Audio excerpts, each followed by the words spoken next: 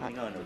I think we should address a bit our listeners, Yes, I the agree EU totally. citizens, because probably for most of you, it's the first time you're voting in Malta, and we have a very special system with this ballot sheet. This is the ballot sheet, the way it will be. And in Malta, be careful, do not put an X across, which you probably do in your countries, because you will invalidate the vote. In Malta, we have to give numbers in a progressive way, so never the same number, right? Exactly. It's a preference. You've got your first preference, your second preference, and third preference, and so forth. You can vote as many people as you like. There are 41 candidates, but you can stop at number 5. The important thing is they are progressive numbers, and you never duplicate the number because it will invalidate the vote. So basically, since we are here, I am last from bottom, one from last, from bottom. I'm the 40th one. So if you want to vote me, Arnold Cassola, number 1, and if you want to continue on Anthony, he's up here on the number 2. Yes. Or else if you want to vote Anthony, number 1, then you can, if you want to, pass on to me, number 2, but then you can pass on to a number 3 in Alternativa Democratica, a number 4 again on Partito Democratico, a number 5 if you want on Labour, and you decide where you stop. And you don't have to vote one party only or one independent only. You can vote across party lines. It's very important to choose the people you think are going to be good MEP candidates, or good MEPs for that matter. So you might find that you like somebody in one party, Emily Arnold, for example, as independent, but still separate from a party, and you might like me or some other member of my party, or somebody from the Labour Party or Nationalist Party or Alternativa. And you choose them specifically in the order of your preference. That's very, very important. So final thing, it's called a single transferable vote, because you can actually go across parties, but you are always voting for a candidate. So the number has to go in the box here or here next to the picture of the candidate, and then you can progressively do a 1. You can stop there, but it's better if we transfer, because at the end you are going to have 6 people anyway, so it's good that you determine who of the 6 go into the European Parliament. I think that's enough. Yes, that's it, yes. And we can start off now with some political topics, right? Yes, we've got a lot. Arnold and I, even though I'm in one party and he's an independent, coming originally from Alternativa, we are rivals, but we're not quite rivals because we have a lot in common. Exactly. Our, I'll just start this off. Our main concerns, I think, are very much the environment, climate change, a future which is sustainable for both Malta, Europe and the world itself. And we are really concerned that in our local context, we certainly don't have a sustainable economy. Far from it. I think we are like a herd of lemmings in Norway, going over the edge of a cliff, in self-destruct mode. And even though we're a tiny country, what we do here does affect Europe as well, because we are part of the whole system. And anybody living in this country, be they Maltese or foreigner, obviously have a stake in our environment, but also we are part of the whole continent, and we need to show that we are participating in helping to improve the situation. Yeah, but the fact that we are a small country makes things more difficult for us. Just 4 weeks ago, for example, the Lancet, the most prestigious medical journal in the world, came out with a statistic on all the countries in the world with regards to asthma in children. Yes. Well, we are number 1, the worst country in Europe, not in the EU, in the European continent. That's about 60 countries, and we have the highest rate of asthma in children, and we are also the 8th country in the world. The dust pollution we have with all the building sites in this country, together with the transport system, private cars, because a public transport system which does not work properly, is a big problem. Yes. And that's because also of our size. And we must tackle that, because unfortunately our authorities do not. They privilege the cars, the private cars. We say, and I say, and I think you say that too, let us privilege the human being first and not the car. Let's have roads for people and not roads for cars. Let's not have a tunnel that brings cars and exports our asthma and exports our pollution to Gozo. That is something I don't want, and I think that you don't want that either. I back up Arnold on this. I'm a doctor, I work in a private hospital. The number of people who I've seen moving to this country who've never had asthma in their lives, developing asthma, when they come and live here, and when they go back to their countries on holiday or after leaving, they go back to their normal situation where they don't have to suffer from asthma anymore. That is significant because it's not only anecdotal, you see it in real life, people suffering from man-made issues, pollution. Arnold mentioned dust and cars. We've also got other things we can work on, like the cruise liners who are in the harbours. They keep their engines on, burning heavy fuel oil to generate electricity for what it is effectively a floating town of 5,000 people. Our harbours are residential harbours. There are towns around where people live, which have the highest level of air pollution in this country, which is already high all over. And why shouldn't they be connected to the grid, which in other countries they are forced to do? Yeah. And switch off their engines, connect to the electricity grid, and reduce the pollution in that way.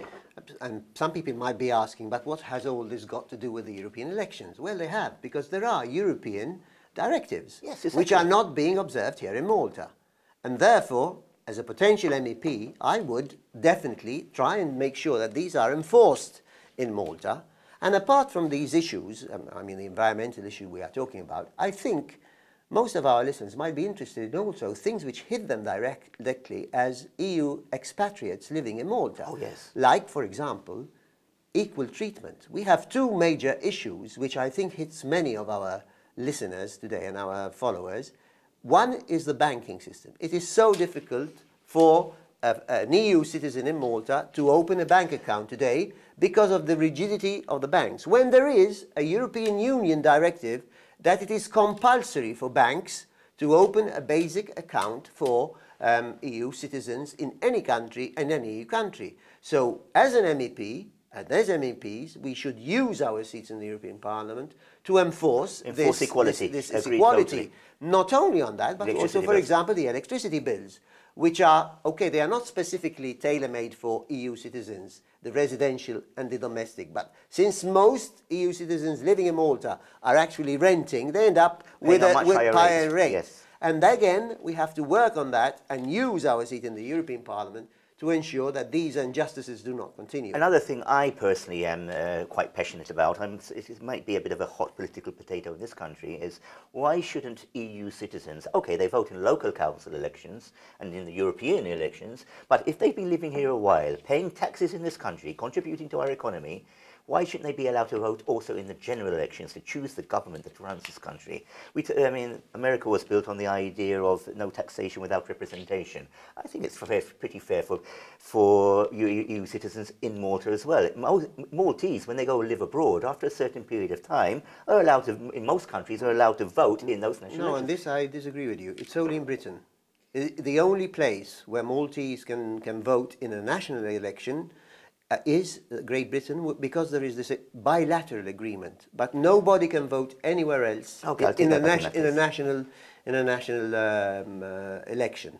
So, but there are ways, obviously, of trying to ensure more integration. For example, it was extremely disgraceful a few days ago. I put on, somebody sent it to me on my Facebook, this queue, not of the EU citizens, but of non-EU citizens in Malta, in Valletta at Identity Malta, and I think it was such a shameful thing that people should be standing there at 4 in the morning, waiting until it opens at 7, and you have a queue going 100 meters away. Why can't we organise ourselves where we say, look, 50 people, they have a ticket and they go there that day, or whatever? Because this is a lack of respect of human beings. I think everywhere. Also, if people have been living and working in this country for more than a year, 2-3 years, without any issues whatsoever, why should they have to renew their work permit every single year?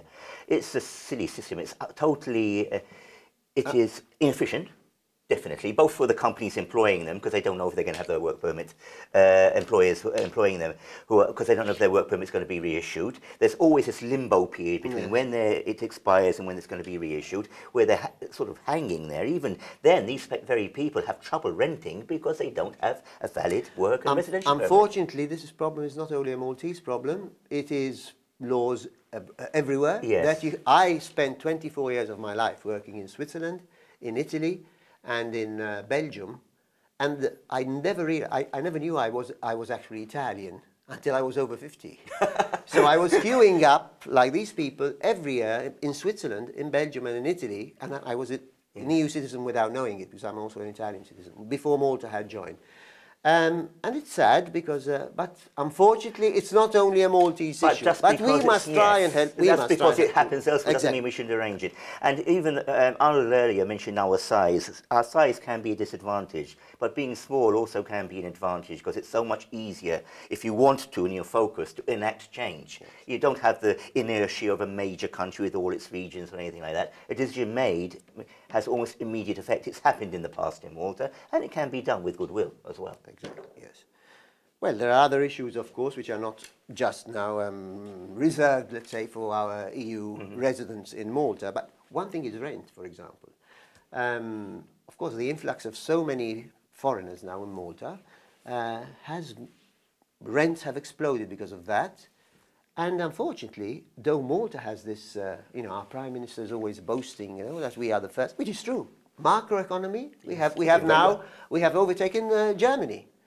Pro capita, we are the richest on a macroeconomic scale. But what about the microeconomic thing? In Malta, we have people working for 700, 800 euros a month. I was just on Gozo Channel this week. And even this is Maltese people. This is not only the EU people living in Malta or the non-EU people living in Malta being paid €5 an hour and doing the same work with people employed, for example, by the government and people employed by contractors. Yes. In hospitals, you have care workers, you have even secretaries, you have the security staff. If you're employed by the government, you are paid at €8 an hour. If you are paid by a contractor doing exactly the same work and the same hours, you are paid €5.50. And this is unjust because these people, at the end of the month, and let's not think about our pensioners, who are getting 600, 700, 800 a month, with the renters that have exploded, this is creating big social tensions and big social problems. There are several aspects to this. First of all, one of the things I'm very passionate about, and I would, if I was an MEP, definitely I would like to push in the European Parliament, is the concept of equal work for equal pay. You mentioned people... Which is normal. Which should be the normal thing. Expect, but it's not enforced in any way whatsoever. Exactly. And definitely you see this different strata of pay in the country. If you're a non-EU citizen coming from a poor country, you get this much pay. Yes. If you're an EU citizen, you might get that much pay. If you're working with the government, you get that much pay, doing exactly the same work. And there's also another thing. We're talking about, you mentioned rents. We have our rental prices going up astronomically, exponentially almost, you could say. 400%. Yes, 500%. But the quality of the rental property is not going up, it's going down. There are several countries in Europe where you can only rent a certain amount of square meters per person. So if you're 5 people, you cannot rent a 50 square meter flat. And also there's certain standards of that property. And if we're going to start charging people 1,000 and 1,500 euro a month... Not if we start. That has started a long time ago. I didn't mean it like... Yes. Once we are starting charging people for substandard properties, we have to also offer them value for their money. And there is a skewing of the market too, because certain landlords and companies who encourage it are abusing of workers coming from certain countries abroad, which are relatively poor countries, and packing them into apartments at 10 to 12 an apartment. It is a reality. They're living like animals. They are being exploited, but at the same time they're skewing the market because a family or a couple who've moved to Malta, locals or European people moving into Malta, have to compete with their 1 or maybe 2 incomes with that group of 10 people. And so we have got greed on one side, making people live in very substandard accommodation. And that greed is also making it extremely difficult for people who live here, because most of these other people are actually imported workers. They will go home eventually. They can't afford to live. It's simple as that. Yes, getting on to some other, basically what we are saying, or what I'm saying at least, is that we need a decent basic minimum wage. And a living wage. That at least you can live decently and get to the end of the month with self-respect and dignity, and without having to, etc. But there are other issues which you have to say. Transport for me is a big issue. I agree. And public transport in Malta, unfortunately, does not work because there are not enough buses to cater for the influx of people we have. So, if we want to get cars off the road, our government has, for me, totally the wrong philosophy. Widening roads, and that means inviting more cars, private cars. Instead, we should double our bus fleet. At least use the seas more, have water taxis, even from Gozo to the nearest, to Malta. Yes, and build a separate cycling network which doesn't use our roads. Exactly. They can build roads. Our idea of a cycling lane is sharing it, not even separate nowadays, because they've taken most of them away to widen the roads, sharing it with a truck, which if it touches you, is going to kill you. Yeah. Why do cycling lanes have to follow the route of the cars? They can go under roads, through above roads, whatever. In Netherlands, you see that very often. And this links a lot also with the Gozo tunnel.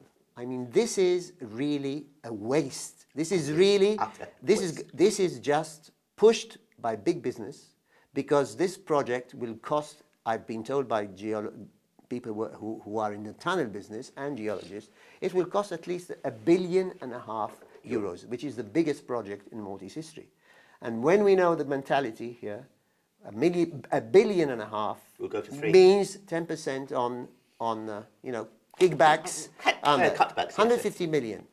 And that's the only thing, because the Gozatins are not going to arrive earlier to Mater Dei, to university, or to Valletta, because they're going to get stuck in Manicata instead of being stuck today in Melliha and in St. Paul's Bay.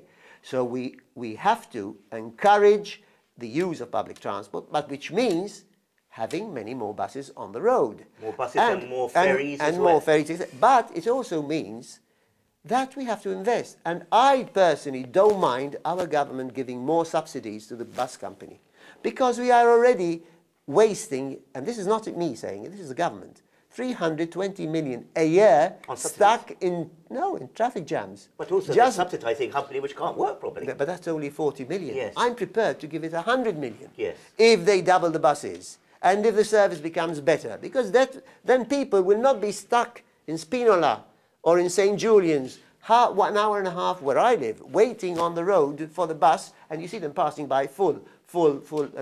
No, we need more buses, and this will then help for cleaner air. And this will help on our asthma. It will help on our medical bill, because we will have a bit of cleaner air. We need cleaner seas with all these tuna ranches that have grown exponentially. And only make money for a very few people. Yeah, it is always the same issue.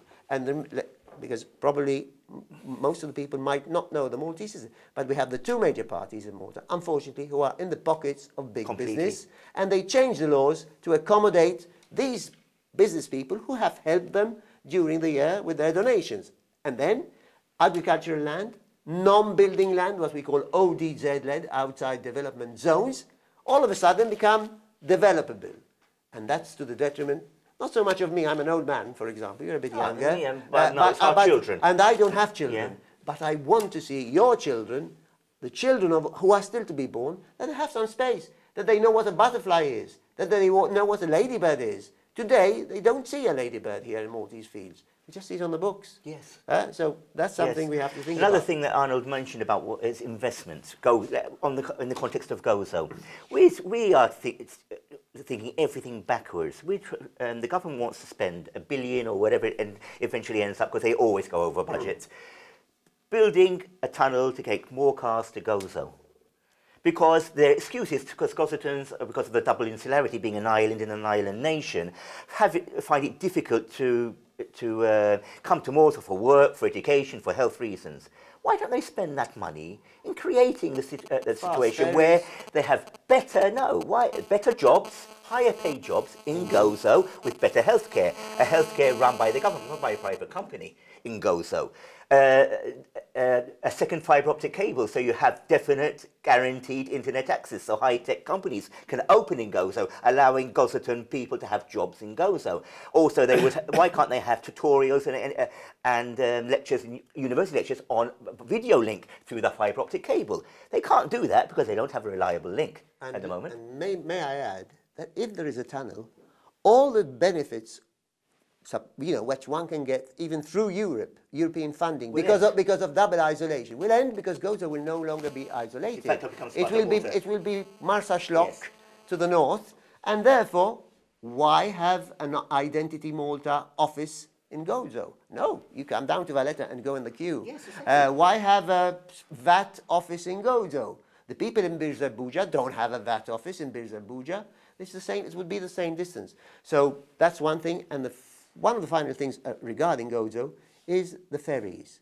Today, for example, in Scandinavia and Denmark, Scandi Lines, they have their ferries, the fast ferries, are operated energy comes from the sun. Yes, yes. If they can't do that in Denmark, why don't we do it here in Malta? It's 4 kilometers, it's not 40 kilometers. Yes, no, but fast ferries will be 20 kilometers to but Valletta. The distances in Malta are not large. They can have enough fuel cells in the ferries to make the distance. It's not like you're going through 200 kilometers. That, we have a bit more sun than in Denmark. Yes, normally. a lot Although more. we do have the problem of climate change, and we can see this now in May, when we are still freezing, when we go outside, especially from the studios here in Rabat, it is very cold. So I think we have to start again reminding people about the balance sheet. Yes, again. I agree.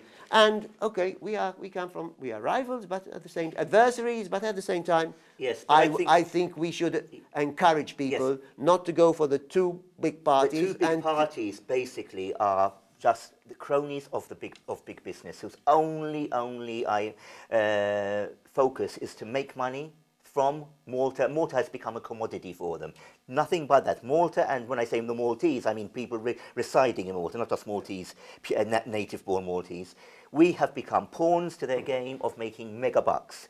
There are people on this ballot who have the environment, the future of Europe as in a sustainable economy, at heart. Not only my party, Party Democratico, not only Arnold, but also Alternativa Democratica. And I think I don't mind recommending people from other parties or who don't really take my party. These people have their environment at heart. So they have sustainable economy at heart, and I would recommend that you follow down on them as well as us. So it means that you can cross-vote from Cassola to Party Democratico to Alternativa, or vice versa. As you wish. As you wish. Of course, you can also continue on individuals in other parties whom you consider to be reliable and honest people.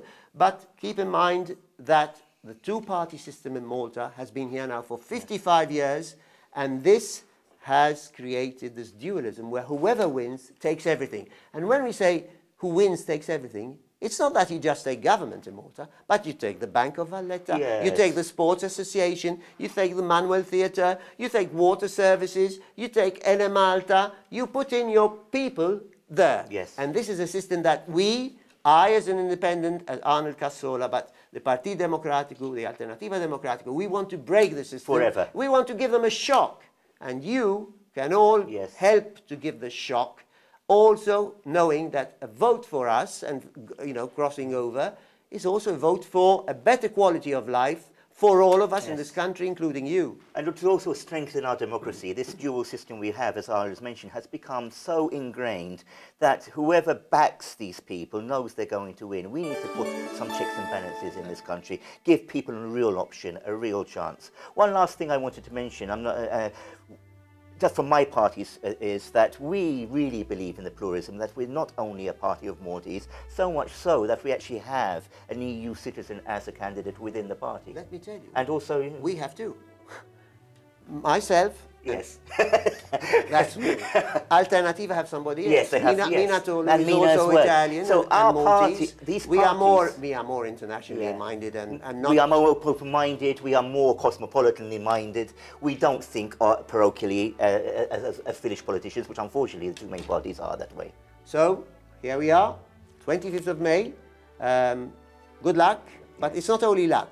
It's also thinking and putting the numbers in the right place. Vote for what you want. I'm not going to say vote for me, but vote for people who you really believe have the future of this country. You can tell them to vote for me. Okay, you can vote for Arnold, because I don't mind. Goodbye. Thanks. European elections 2019.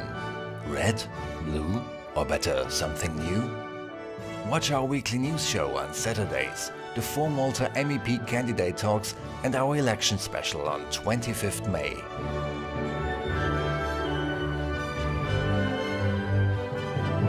Like our channel and vote for Malta.